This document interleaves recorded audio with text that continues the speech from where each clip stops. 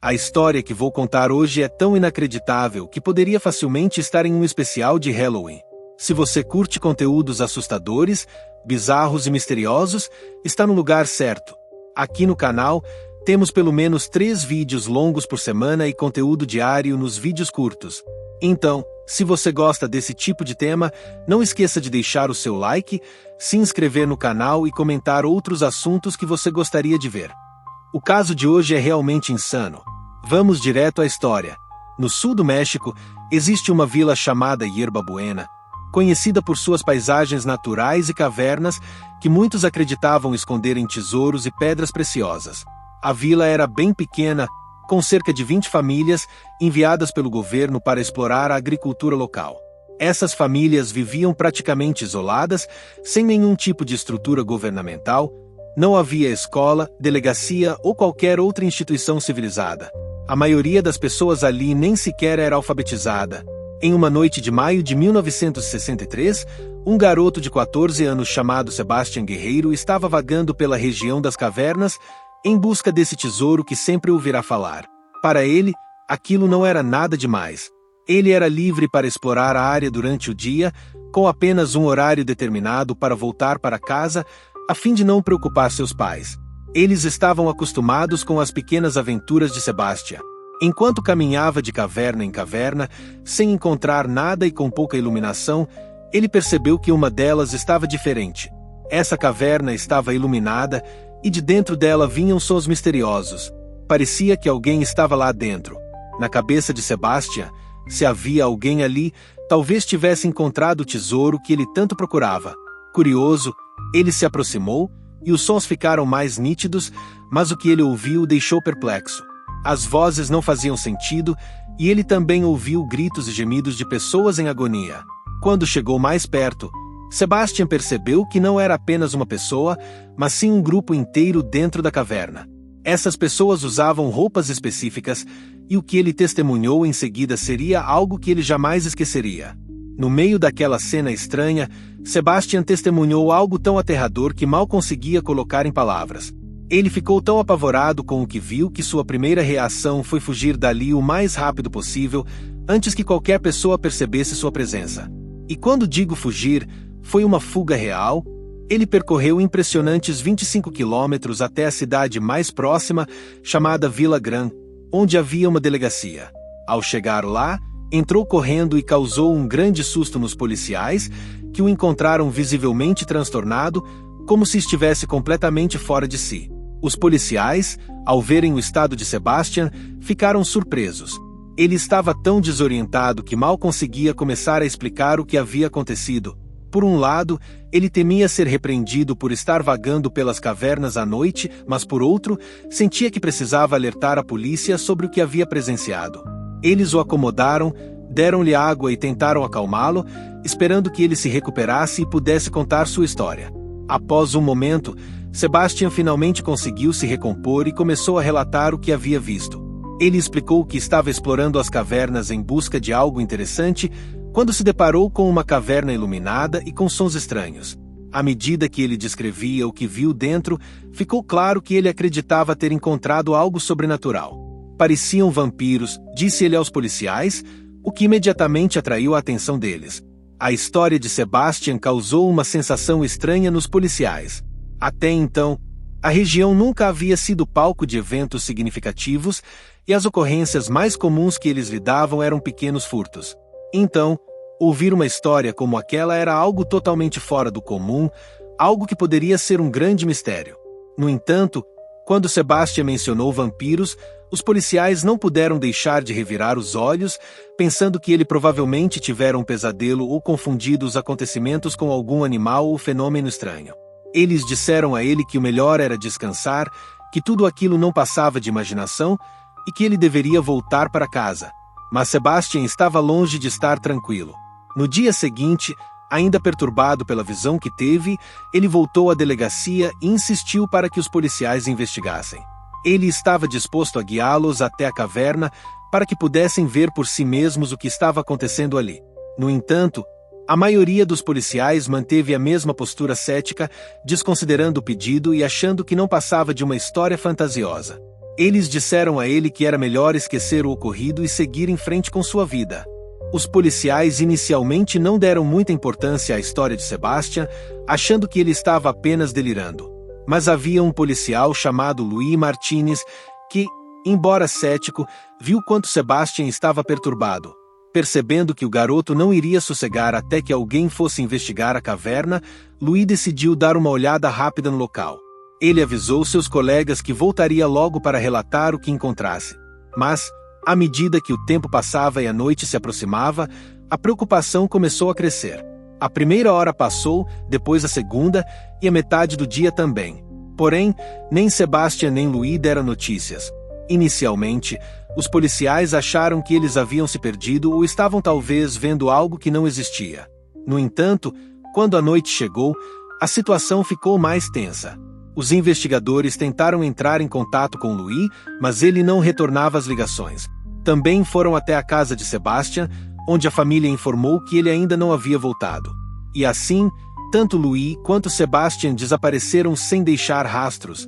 Para entender o que aconteceu, precisamos voltar um ano antes, em 1962, quando dois irmãos chegaram àquele vilarejo, Santos e Caetano Hernandes. Como era uma comunidade pequena, com apenas cerca de 20 famílias, qualquer novidade logo chamava a atenção. Os irmãos, que estavam acostumados a viajar para lugares remotos, perceberam que poderiam aplicar um golpe. Eles usaram truques de mágica e astúcia para impressionar as pessoas e fazer com que as aldeãs os vissem como figuras quase divinas. A estratégia deles foi tão bem sucedida que os irmãos começaram a elaborar um golpe mais ousado. Em determinado momento, quando já tinham atraído a atenção de todos, anunciaram que eram profetas enviados pelos deuses incas. Eles disseram que, se as pessoas os obedecessem, teriam riquezas e tesouros, mas que seriam punidas se desobedecessem. O problema foi que os irmãos, por desconhecerem a cultura local, trocaram os deuses astecas por incas, mas, como a comunidade não tinha muito conhecimento, acreditaram assim mesmo. A princípio, os irmãos pediram que os moradores entregassem suas economias e bens, prometendo recompensá-los com riquezas. As famílias, confiando na palavra dos mensageiros dos deuses, entregaram tudo o que tinham. Os irmãos, ganhando cada vez mais confiança, começaram a exigir coisas mais bizarras. Disseram que os deuses queriam que escolhessem as mulheres mais bonitas da vila para ensinar-lhes os segredos do sexo e, claro, também manter relações com elas. Quando essas jovens já não eram mais do interesse dos irmãos, ou quando envelheciam, eram enviadas para uma aldeia próxima e vendidas como escravas sexuais. Isso permitiu que a renda dos irmãos aumentasse ainda mais. Com o tempo, os irmãos começaram a reunir os moradores da aldeia para rituais de orgias, sempre usando a justificativa de que era o desejo dos deuses. Esses eventos aconteciam dentro das cavernas, onde criavam um ambiente ainda mais propício para desorientar as pessoas. Usavam drogas, algumas delas até alucinógenas, para deixar as pessoas mais suscetíveis ao que queriam que fizessem. Os rituais começavam com um sacrifício, como o de uma cabra, cuja morte marcava o início da orgia. Esse processo de culto e sacrifício de animais se repetiu por muito tempo, mas, eventualmente, a população começou a perceber que não estavam recebendo as riquezas prometidas pelos irmãos. Os tesouros que haviam sido prometidos nunca apareceram, e as pessoas começaram a questionar o que estava acontecendo. Quando os irmãos perceberam que os rumores poderiam virar uma revolta contra eles, decidiram agir de forma mais astuta. Eles viajaram até Monterrey, uma cidade conhecida por seu tráfico sexual, onde encontraram uma mulher chamada Madalena Solis. Ela tinha apenas 18 anos e era irmã de um cafetão chamado Eleazar. Madalena havia sido explorada desde jovem, trabalhando em bordéis. Em sua juventude, perdeu grande parte de sua infância e adolescência nesse meio. Ela também havia trabalhado como cartomante em outra aldeia, onde alegava se comunicar com os mortos. Os irmãos, vendo uma oportunidade, decidiram levá-la para a aldeia, convencendo-a de que ela poderia ganhar dinheiro fazendo o papel de uma deusa. Ao chegar, os irmãos escolheram uma deusa asteca para ela representar e vestiram-na com roupas extravagantes, cheias de ossos, para dar a impressão de que ela era uma entidade poderosa. Antes de sua aparição, eles convocaram os membros da aldeia para um ritual especial, onde anunciaram que uma deusa chegaria para ser reverenciada. Quando Madalena apareceu no meio da comunidade, todos fizeram uma reverência, acreditando que estavam diante de uma deusa. Madalena, por sua vez, sabia exatamente o que estava acontecendo. Quando os irmãos a chamaram, ela já sabia que era parte de um golpe, mas, por estar em uma situação difícil e precisando de dinheiro, aceitou participar. Ela estava ciente de que estava apenas interpretando o papel de uma deusa para enganar os moradores, mas, quando se viu ali, no centro da aldeia, sendo reverenciada por todos, algo estranho aconteceu. Madalena se sentiu bem, nunca havia recebido tanta atenção na vida e começou a acreditar que realmente poderia ser uma deusa. A adoração dos membros da aldeia a fez sentir um poder que ela nunca imaginou ter. Ela sabia dos rituais de sacrifício das orgias, mas, conforme o tempo passou, se tornou cada vez mais cruel. Não satisfeita com os sacrifícios de animais, ela passou a beber sangue humano, forçando os aldeões a matarem seus próprios animais para ela beber o sangue. Isso durou um tempo, até que alguns membros da aldeia começaram a perceber que, apesar de seguirem todas as ordens, não estavam recebendo nada em troca.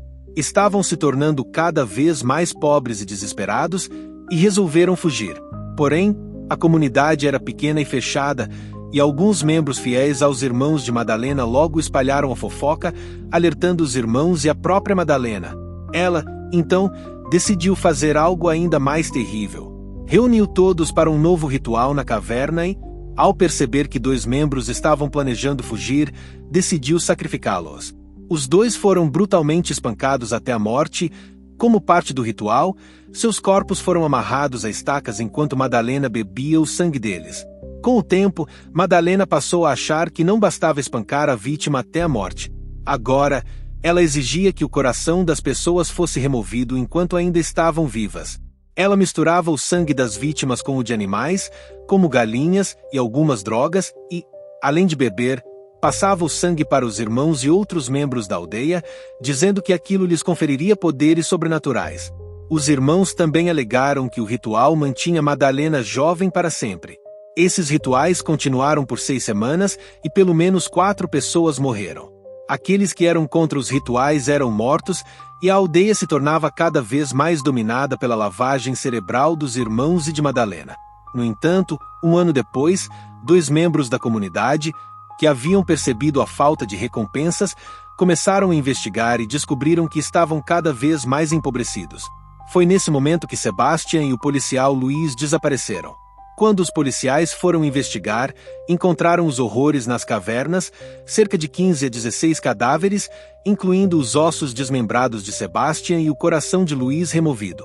Na operação policial, alguns membros do culto tentaram se esconder nas cavernas, mas a polícia trocou tiros com eles, resultando na morte de alguns membros.